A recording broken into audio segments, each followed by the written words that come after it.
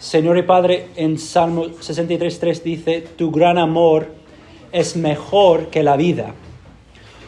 Por eso mis labios te alabarán. Señor, tú nos has dado todo lo que tenemos. Si es cierto que nos despertamos esta mañana con vida, es porque tú nos has dado ese buen regalo. Pero Señor, según tu palabra en este versículo que acabamos de leer, hay algo que es mejor que la vida misma. Y eso es conocer tu amor. Eso significa que si tenemos que elegir entre vivir un día más y conocer tu amor, según tu palabra, el conocer tu amor que es mejor que la vida es lo que todos deberíamos escoger. Pero si somos honestos, Señor, no vivimos así. Muchas veces valoramos tus buenos regalos más que valoramos a ti y tu gran amor por nosotros. Entonces, te pido, Señor y Padre, que abres nuestros ojos esta tarde para no caer en el pecado en que cayeron los judíos en los días de Jesús cuando valoraban más tu templo que a ti mismo. Ayúdanos a decir con el salmista, tu amor es mejor que la vida, es mejor que todos tus buenos regalos. Y por eso, Señor, déjanos alabarte. En el nombre de Cristo. Amén. Para empezar, para entender lo que es el pasaje de hoy nos va a enseñar, tenemos que volver al principio de Marcos. Entonces, Marcos 1, vamos a llegar ahí un momento. Marcos 1, 2 y 3 dice lo siguiente. Marcos 1, 2 y 3. Esto no es, vamos a ver. Marcos 1, 2 y 3 dice, como está escrito en el profeta Isaías, he aquí yo envío mi mensajero delante de tu faz, el cual preparará tu camino. Voz del que clama en el desierto, preparad el camino del Señor, haced derechas sus sendas. En estos versículos, Marcos cita el Antiguo Testamento, donde leemos que Dios ha prometido que Él va a enviar un mensajero que preparará el camino del Señor. Notemos eso. Es decir, el Señor, Dios mismo, viene. Y antes de que Él venga, un mensajero del Señor vendrá para prepararle el camino. ¿Vemos eso? Hasta ahí estamos bien. Jesús dijo que Juan el Bautista era ese mensajero. Es decir, la tarea de Juan el Bautista era preparar el camino del Señor, el camino de Dios. La pregunta es entonces, ¿a quién le preparó Juan el camino? A Jesús, lo cual significa que Jesús es Dios en la carne. La venida de Jesús a la tierra es la venida de Dios a la tierra. Entonces, en Marcos 1:3, Marcos cita a Isaías. Como dice, Marcos 1:3 viene de Isaías 43. Pero Marcos 1:2 es una referencia a otra profeta, la profeta Malaquías. La cosa es que Marcos 1:2 no es una cita exacta de Malaquías, sino es una referencia a Malaquías. Específicamente es una referencia a Malaquías 3:1. Y esto es lo que os quería mostrar. Esto es Malaquías 3:1. Dice, he aquí, yo envío a mi mensajero y él preparará el camino delante de mí. Dios está hablando ahí. Y esto es Marcos 1:2. Veamos que son bastante similares.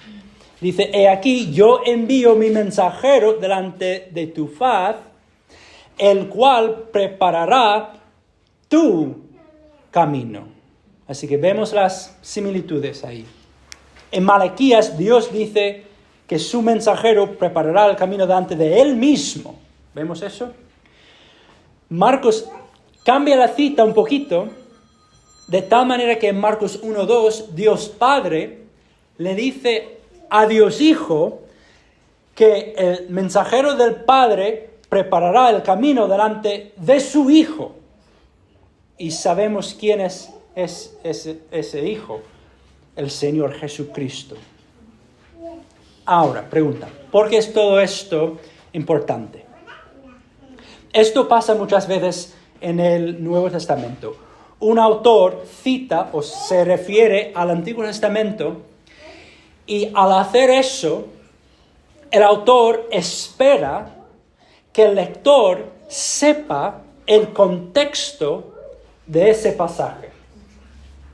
Es decir, al oír esta referencia a Malaquías 3:1, nosotros, como buenos lectores, deberíamos hacernos la pregunta, entonces, ¿qué es el contexto de Malaquías 3:1?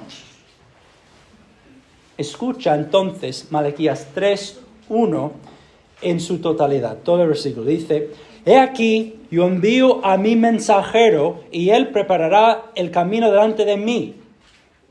Ahora, respirad profundamente. Y vendrá de repente a su templo, el Señor, a quien vosotros buscáis. ¿Qué pasará entonces después de que el mensajero venga para preparar el camino delante de Dios?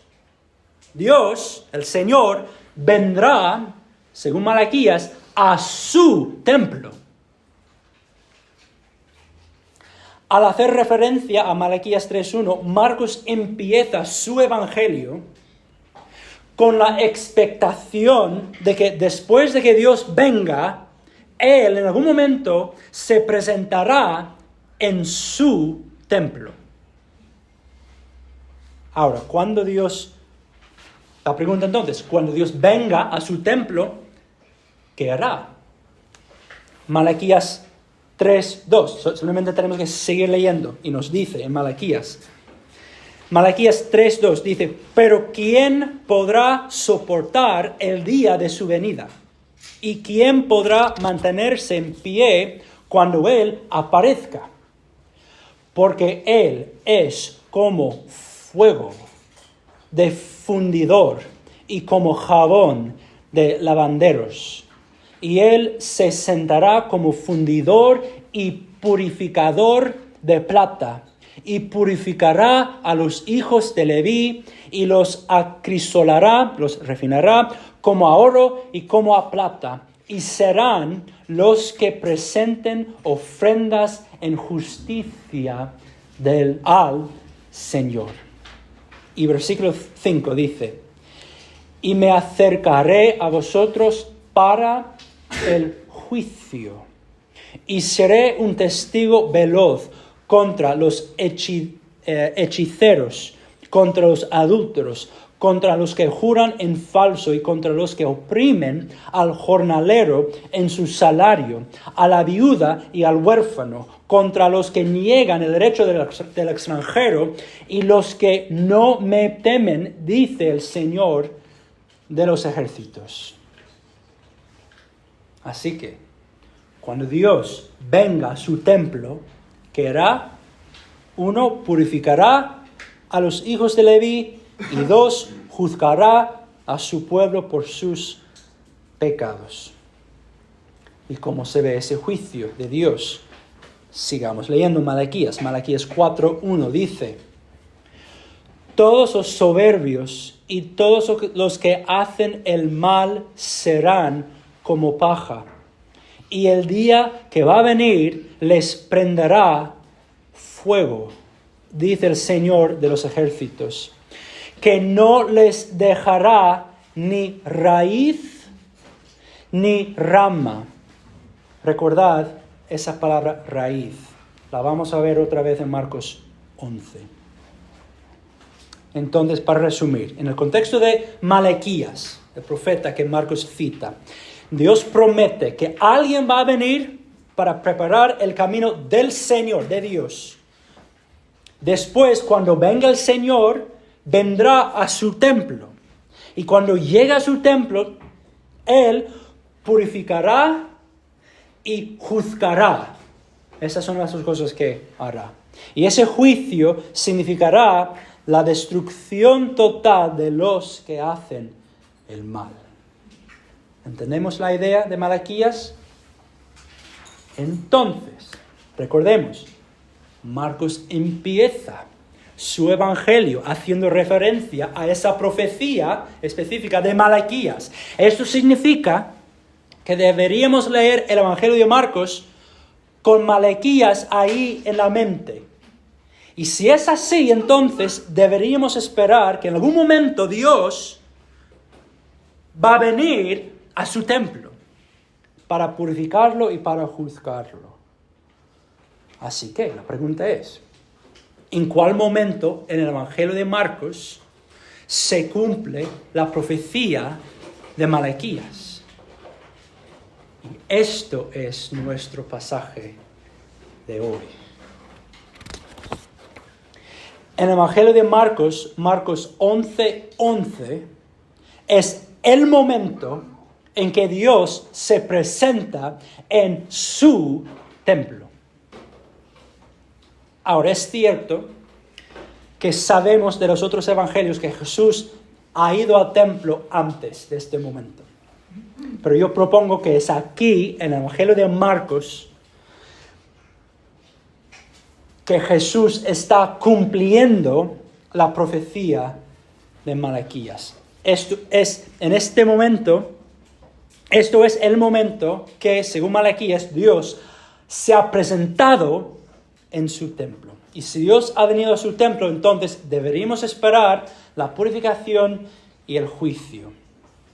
Así que con la profecía de Malaquías en mente, leamos entonces Marcos 11. Yo voy a empezar en el versículo 11 y voy a leer hasta el versículo 26.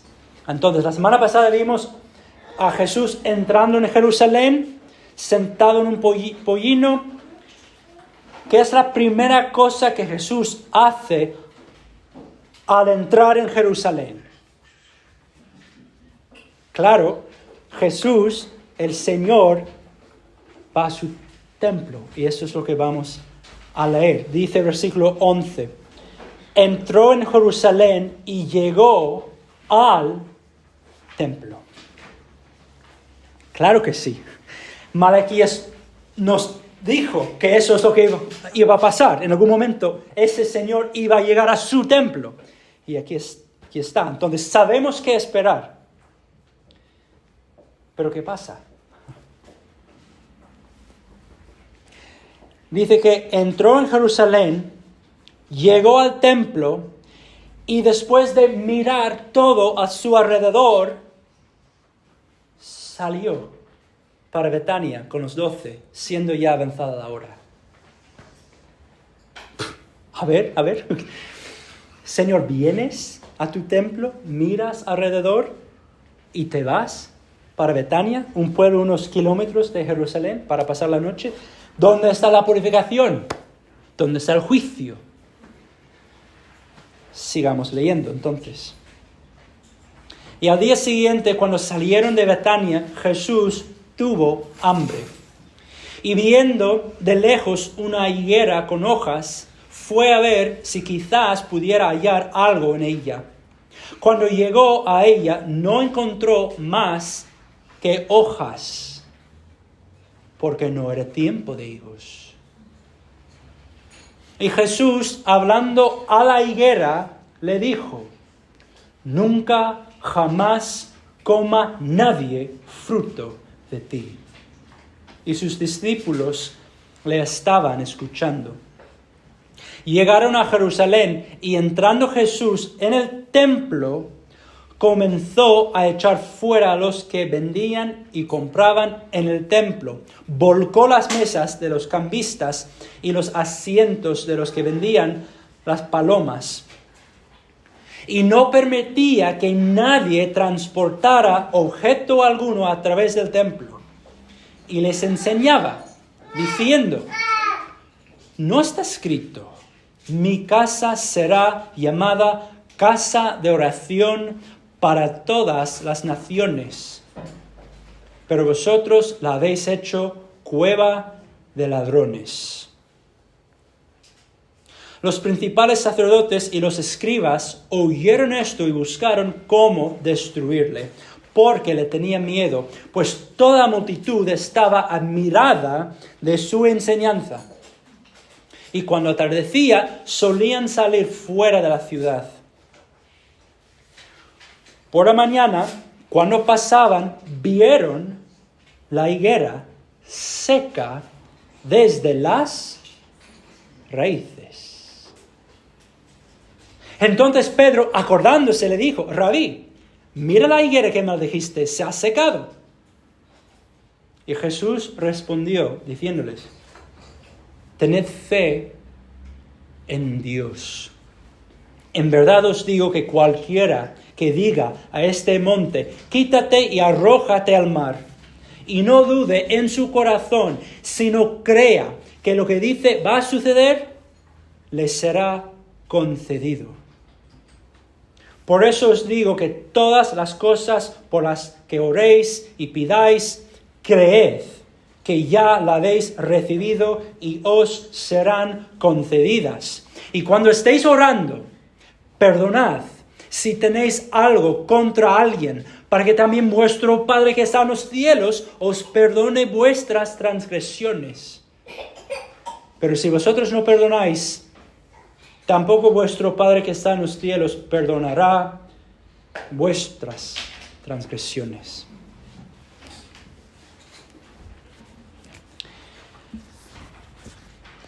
Yo diría, desde un punto de vista literario, lo que Marcos ha hecho aquí es digno de un premio Nobel de literatura. Esto es increíble, como Marcos ha escrito este pasaje. Nota las diferentes escenas que tenemos. Tenemos la primera escena donde Jesús está en el templo, mira alrededor y se va. La segunda escena, Jesús maldice una higuera. La tercera escena, otra vez Jesús está en el templo y es allí que echa a los mercaderes del templo. La cuarta escena, Jesús y los discípulos ven la higuera muerta, seca. Y la quinta escena, que vamos a ver la semana que viene, Jesús está otra vez en el templo. Entonces es un sándwich. Templo, higuera, templo, higuera, templo. ¿Vemos eso? ¿Por qué Marcos escribió este pasaje así? La respuesta es que lo que pasa con la higuera interpreta lo que pasa en el templo.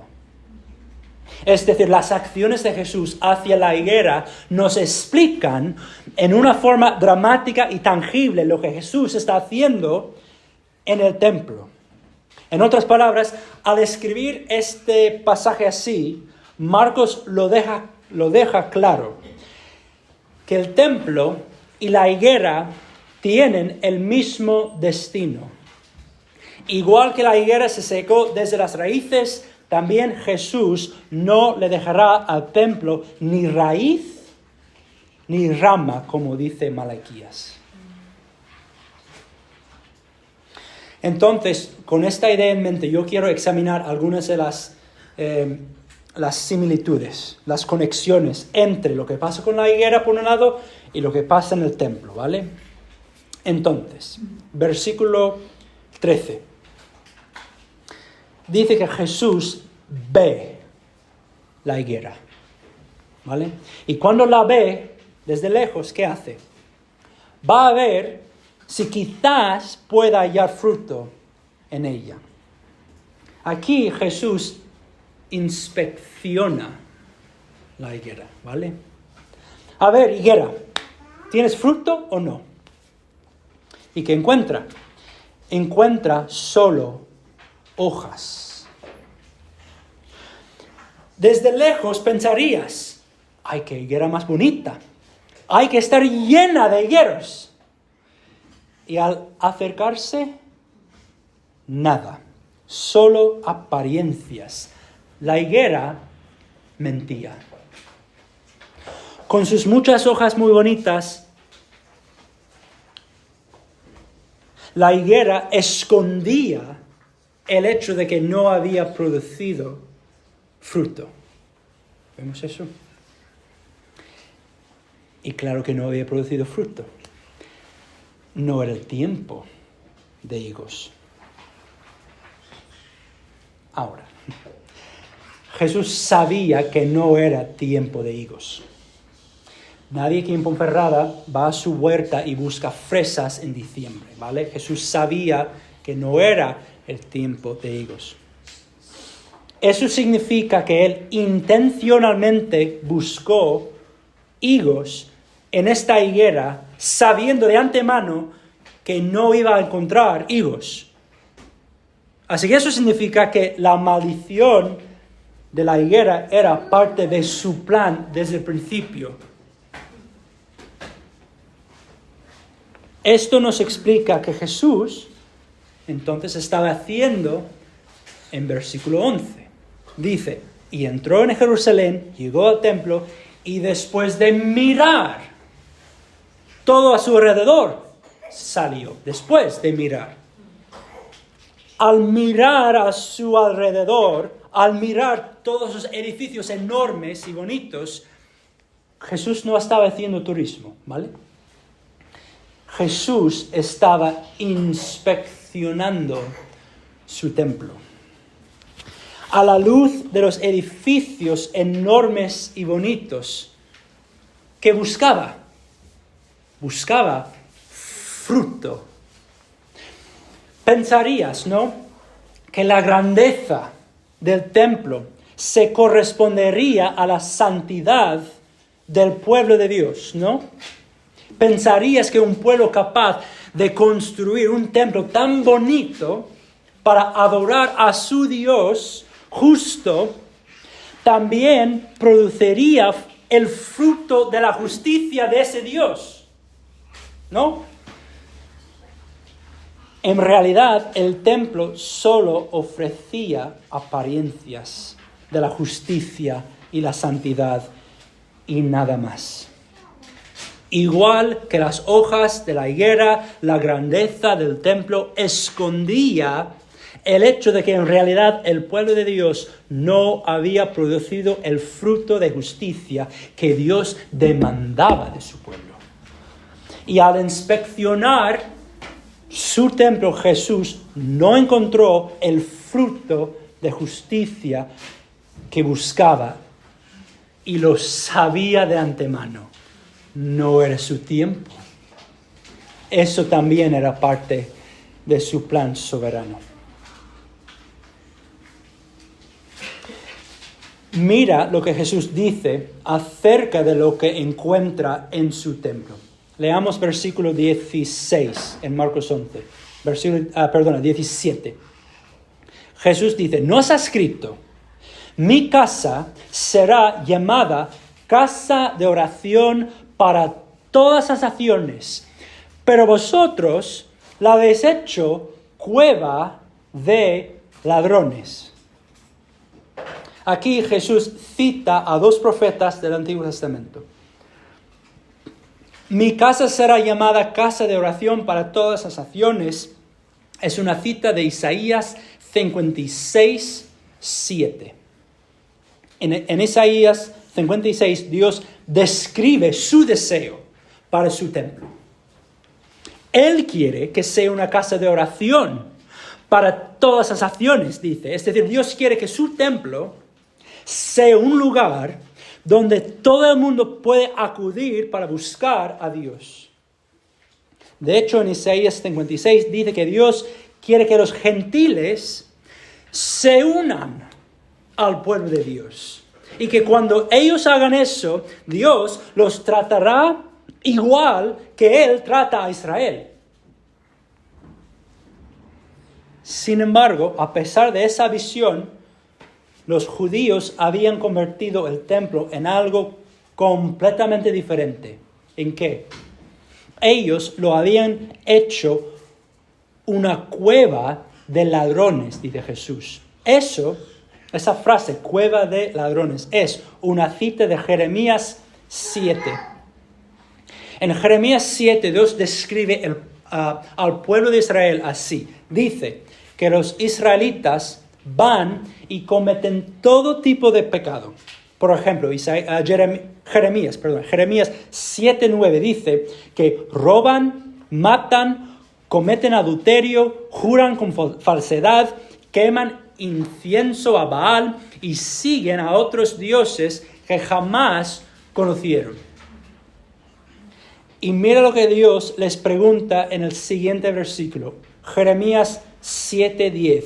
Jesús pregunta: ¿vendréis luego de hacer toda esa maldad? ¿Vendréis luego y os pondréis delante de mí en esta casa que es llamada por mi nombre? Y diréis: pues ya estamos salvos. Para luego seguir haciendo todas estas abominaciones. ¿Veis lo que estaban haciendo? Los israelitas pecaban todo lo que querían y después pensaban que podían simplemente presentarse delante de Dios en su templo, hacer un par de actividades religiosas y así salvarse de la ira de Dios mientras seguían haciendo esos mismos pecados. Por eso Dios les dice lo siguiente: ¿se ha convertido esta casa que es llamada por mi nombre en cueva de ladrones delante de vuestros ojos? He aquí, yo mismo lo he visto, declara el Señor. El pueblo de Dios estaba actuando como una banda de ladrones que salía a robar, a hacer todo tipo de maldad y luego volvían a su escondite, es decir, volvían al templo y pensaban que nadie les iba a hacer nada, porque estaban seguros ahí en su escondite, el templo. Pensaban que estaban seguros, escondidos dentro del templo, incluso seguros de la ira de Dios. Y el pueblo de Dios estaba haciendo lo mismo cuando Jesús se presentó en su templo. Habían convertido el templo en una cueva de ladrones. Así que cuando el Señor llega a su templo y lo inspecciona y lo encuentra así, ¿qué hace? A la higuera Jesús dice en Marcos 11:14, nunca jamás coma nadie fruto de ti. Y en versículo 20 leemos que el día siguiente la higuera se había secado desde las raíces, es decir, completamente. Lo cual significa que el templo debería esperar el mismo destino. Con estas palabras Jesús está diciendo que el templo ha llegado a su fecha de caducidad. Al juzgar a su pueblo, el templo será una víctima del juicio. El templo será destruido completamente. Y si nos deja lugar a dudas, leamos lo que Jesús mismo dice en Marcos 13, 1 y 2. Dice, cuando Jesús salía del templo, uno de sus discípulos le dijo: Maestro, mira qué piedras y qué edificios. Y Jesús le dijo: ¿ves estos grandes edificios? No quedará piedra sobre piedra que no sea derribada. Y unos 35 años después, efectivamente, los romanos destruyeron el templo en Jerusalén completamente.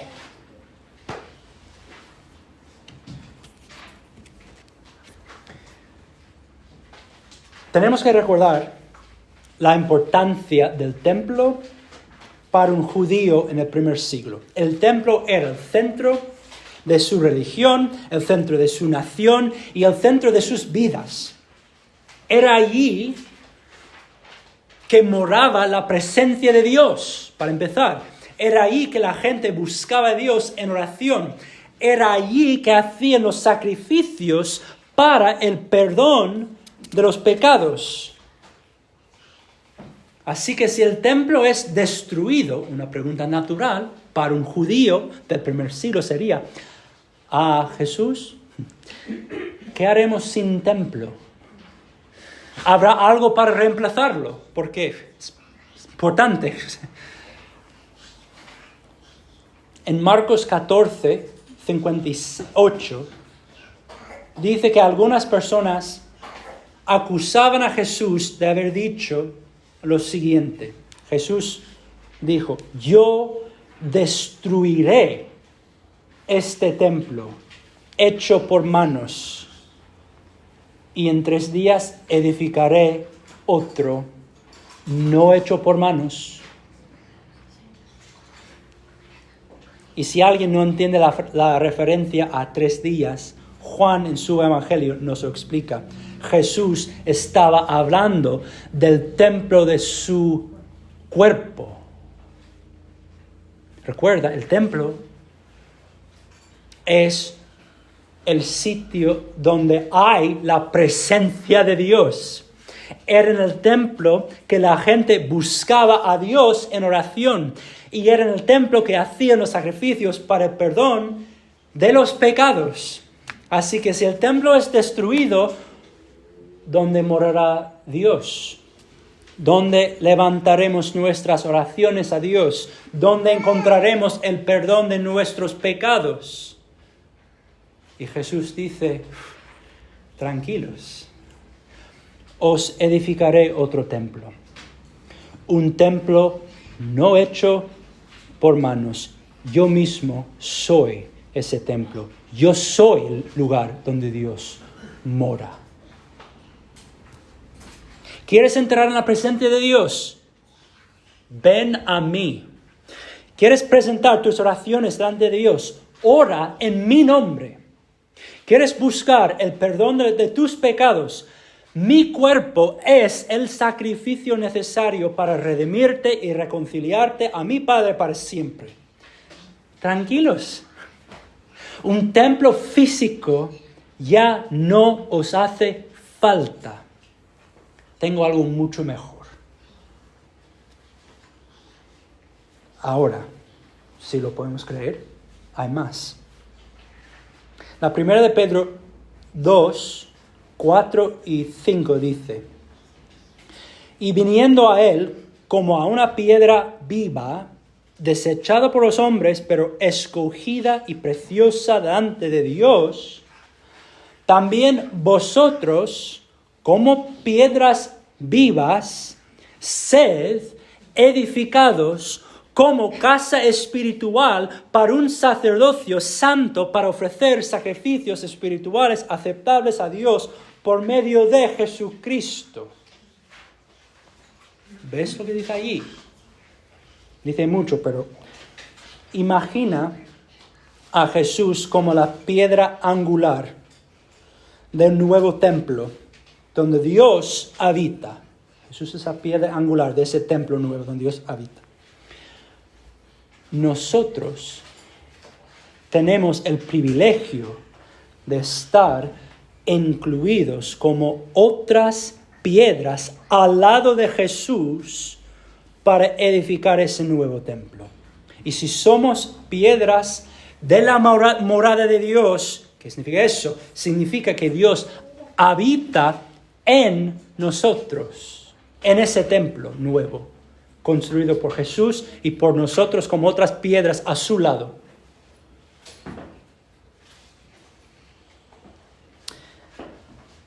Ahora, yo entiendo lo que Jesús dice en los versículos 20 a 26 de nuestro pasaje a la luz del hecho de que Jesús va a reemplazar el templo con él mismo y con su cuerpo de creyentes. Vamos a leer esta parte del pasaje otra vez. Versículo 20 dice, por la mañana cuando pasaban, vieron la higuera seca desde las raíces. Entonces Pedro, acordándose, le dijo, Rabí, mira, la higuera que maldijiste se ha secado. ¿qué va a decir Jesús? Y Jesús respondió diciéndoles, tened fe en Dios. En verdad os digo que cualquiera que diga a este monte, quítate y arrójate al mar, y no dude en su corazón, sino crea que lo que dice va a suceder, le será concedido. ¿Qué tiene que ver la respuesta de Jesús con el hecho de que la higuera se había secado? Bueno, si te das cuenta que la muerte de la higuera significa la destrucción del templo, entonces yo diría que tiene todo sentido. A ver, el centro físico de la fe judía iba a ser destruido. Así que Jesús dice, a la luz de esa realidad que va a pasar, Jesús dice, discípulos míos, tened fe, no en un edificio, no en un templo, tened fe en Dios. Si te parece imposible seguir sin un templo físico en el centro de tu religión, Jesús dice que todo es posible para los que tienen fe en Dios. Tranquilos. Versículo 24. Por eso os digo que todas las cosas por las que oréis y pidáis, creed que ya las habéis recibido y os serán concedidas. La casa de oración para todas las naciones será destruida, sí. Pero discípulos míos, no os preocupéis. Aún podréis orar a mi Padre y aún os oirá y aún os contestará. Tranquilos. Versículo 25. Y cuando estéis orando, perdonad si tenéis algo contra alguien, para que también vuestro Padre que está en los cielos os perdone vuestras transgresiones. Y el versículo 26, que muchos manuscritos antiguos no tienen, dice, pero si vosotros no perdonáis, tampoco vuestro Padre que está en los cielos perdonará vuestras transgresiones. Sí, es cierto que el lugar donde hacían antes los sacrificios para el perdón de los pecados será destruido. Tranquilos, discípulos míos, mi Padre en el cielo aún seguirá perdonando vuestros pecados a través del sacrificio que yo ofreceré, es decir, el sacrificio de mí mismo. Entonces, sed seguros de perdonar a los que tienen algo contra vosotros y así sed como mi Padre en el cielo. Así que incluso cuando desaparezca el templo físico en Jerusalén, la fe, la oración y el perdón de los pecados seguirán. Jesús, junto con su cuerpo de creyentes, tomará el lugar del templo físico como la morada de Dios. En resumen, entonces, Marcos empieza su evangelio con una cita de Malaquías 3, donde Dios promete que Él mismo va a venir a su templo. Y cuando lo hace, traerá la purificación y el juicio. Purificará y juzgará. En Marcos 11:11 se cumple esa promesa.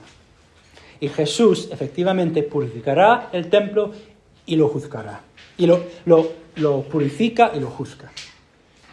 Y a través de la maldición de la higuera llegamos a entender que el templo físico será completamente destruido y que Jesús va a construir un nuevo templo compuesto de Él mismo y de todos los que creen en Él. Entonces, hay muchísimas cosas que podríamos sacar de este texto. Yo voy a sacar una sola cosa de 27 cosas. El templo fue un muy buen regalo de Dios, ¿no? Ese regalo servía como una señal que apuntaba a una realidad más allá del templo, es decir, a Cristo mismo. Era igual con la ley de Moisés, los sacrificios, el sacerdocio, los días festivos, absolutamente todos los buenos regalos que Dios le dio a su pueblo bajo el viejo pacto fueron diseñados para apuntar hacia Cristo. Ahora, ¿qué hicieron los judíos con todas esas señales? ¿Qué hicieron con el templo? Llegaron al punto donde amaban el templo, ese edificio físico, más que amaban al Señor del templo. Querían sus ceremonias y sus sacrificios y sus actos religiosos más que querían a Dios mismo. Eran más devotos a su religión que eran devotos al Dios de su religión. Es decir, valoraban los regalos de Dios, los buenos regalos de Dios, más que valoraban a Dios mismo. Entonces, claro, cuando el Señor vino a su templo, tuvo que purificarlo y tuvo que juzgarlo. Tengamos cuidado, hermanos queridos, de no hacer lo mismo. Todos los buenos regalos de Dios, Dios nos los ha dado. Por ejemplo, la comida, una casa, la familia, los amigos, este cuerpo de creyentes, las promesas de Dios, las doctrinas de la fe, todos los buenos regalos que Dios nos ha dado hoy sirven para apuntarnos hacia Cristo. Pero igual que los judíos en el primer siglo, muy fácilmente nosotros también podemos llegar al punto donde apreciamos los buenos regalos de Dios más que apreciamos a Dios mismo. Por ejemplo, podemos llegar al punto en que amamos el cristianismo más que amamos a Cristo.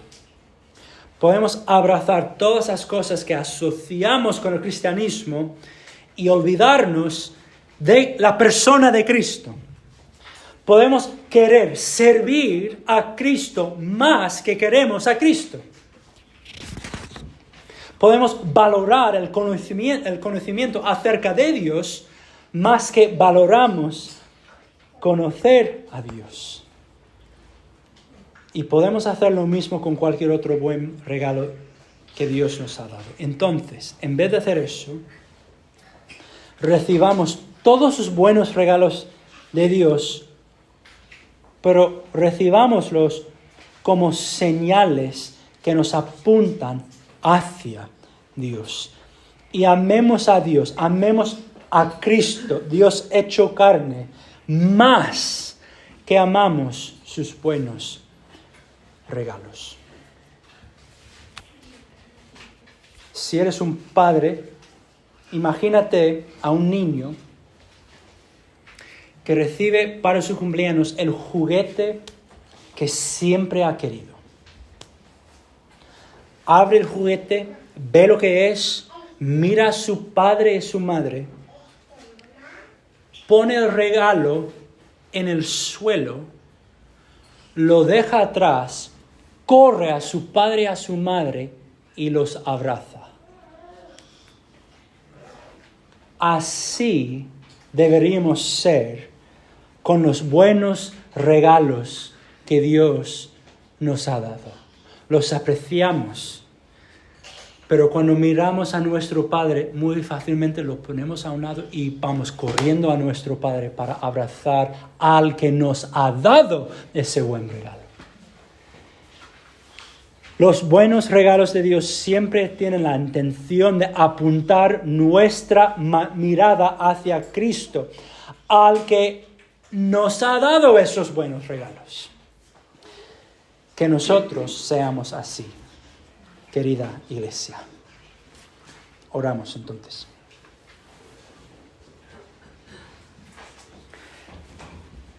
Padre, dicen en Salmos 63, tu gran amor es mejor que la vida, es mejor que todos tus buenos regalos. Por eso mis labios te alabarán. Señor, en breve tomaremos la Santa Cena, así que es bueno pausar y confesar que si somos honestos, no vivimos así la mayoría del tiempo. Abremos los buenos regalos que nos das y 100% de nuestro enfoque es en el regalo y nos olvidamos de ti, nuestro buen Padre que está allí mirándonos, distraídos con el regalo. Reconocemos, Señor, cuán malvado y despreciable es eso, Señor.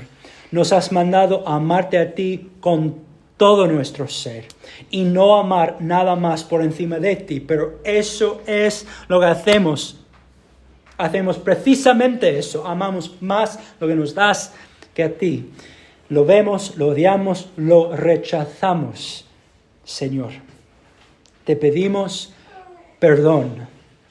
Te pedimos que nos limpies de toda maldad y te pedimos que nos permitas decir con el salmista, tu gran amor es mejor que la vida, es mejor que tus buenos regalos. Por eso mis labios te alabarán y te lo pido, Señor, en el nombre de Cristo. Amén.